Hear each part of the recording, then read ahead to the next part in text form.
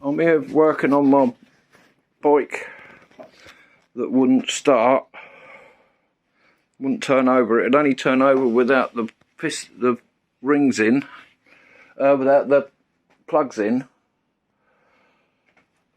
So did some research about sorting the starter motor out, and I don't know if you can see it, but right in there,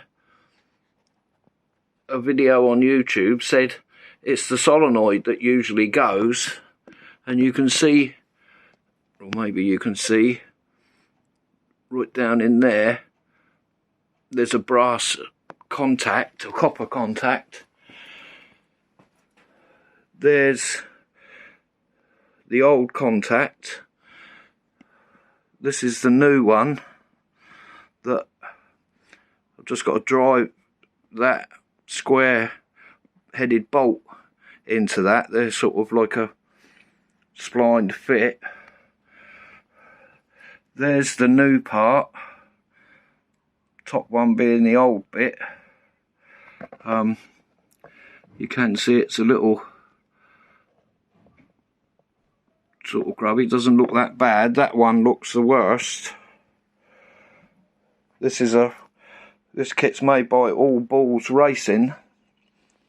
I tried the Harley shop, they'd never heard of it.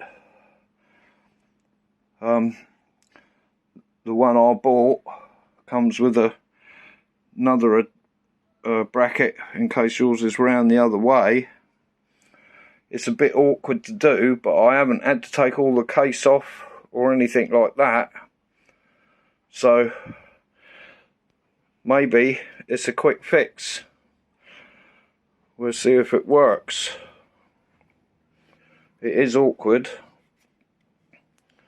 with the tank in and all that lot, but worth a try.